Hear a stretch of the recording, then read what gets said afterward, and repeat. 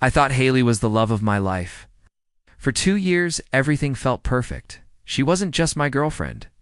She was part of my family. My parents adored her. My little sister looked up to her, and my friends all thought she was the one for me. We talked about marriage, about kids, about growing old together. I never once doubted her loyalty or her love. Looking back now, maybe I was just blind to the signs.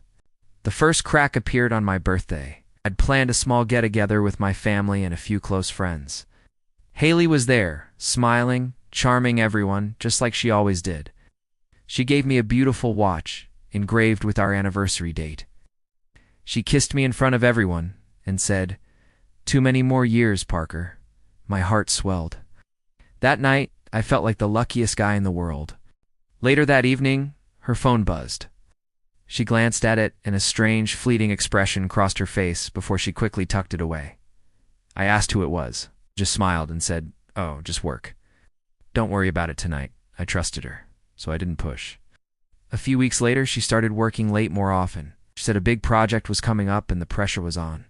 I wanted to be a supportive boyfriend, so I'd make her dinner and have it waiting when she got home, exhausted. Sometimes she'd barely touch it, saying she already ate with her colleagues.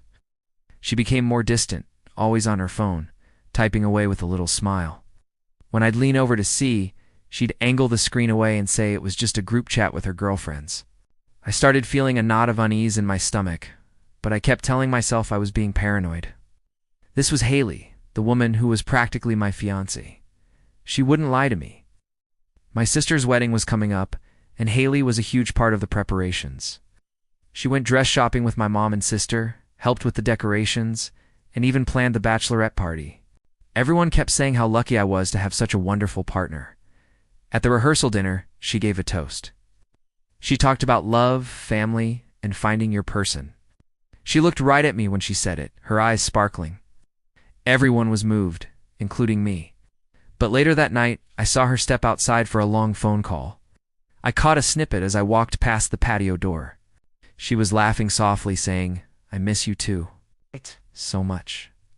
My blood ran cold. I tried to convince myself it was a friend, or maybe her mom. The next day at the wedding, she was the perfect picture of a loving girlfriend. She held my hand during the ceremony, she danced with my dad, she made sure my grandma had a slice of cake. She was smiling, always smiling. During the reception, while I was talking to some relatives, I saw her slip away again.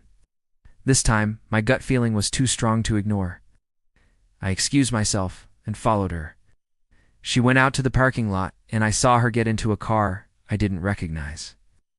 I couldn't see the driver clearly, but I saw her lean over and kiss them. It wasn't a friendly peck. It was a long, passionate kiss.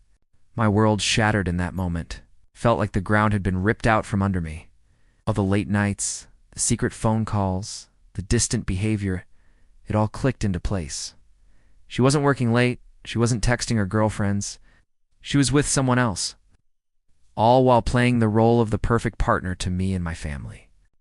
The betrayal was one thing, but the deception, the sheer audacity of it was what truly broke me. She had smiled in my mother's face, held my father's hand, and plotted my sister's wedding, all while living a double life.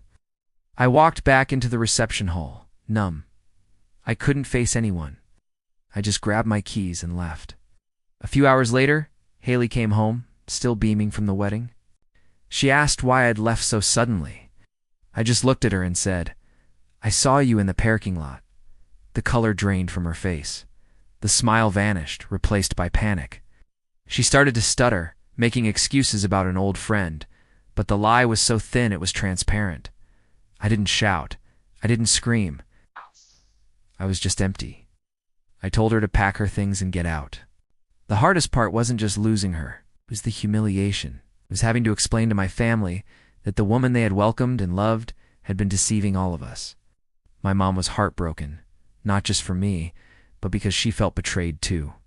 Haley had woven herself so deeply into the fabric of our family that cutting her out left a gaping hole. She had not only cheated on me, but she had cheated on my entire family. After she left, I found a receipt in her old drawer. It was for a hotel room, booked for the night of my birthday. It's the same night she gave me that watch and told me she loved me in front of my family. She had left my party and gone to be with him. The thought made me physically sick. That watch she gave me, I threw it in the river. It was a symbol of her lies, a beautifully wrapped package of deceit. The weeks that followed were a blur of pain and anger. My friends and family rallied around me, and for that I am eternally grateful. They never once said "I told you so," even though some of them later admitted they had their suspicions. They just listened, they let me vent, and they reminded me that her actions were a reflection of her character, not a measure of my worth. It's a slow process, healing from a betrayal that deep. It's not just about getting over a person, it's about learning to trust again. Trusting others, and trusting your own judgment. I'm sharing this story not for pity, but for anyone out there who might be ignoring their gut feeling. If something feels off, it probably is. Don't let someone's charming smile and perfect words blind you to their actions. The truth always comes out, and while it might be painful, it's better to face a painful truth than to live in a comfortable lie. The hypocrisy of her smiling at my family while planning her next secret meeting is something I'll never forget. But I also won't let it define my future.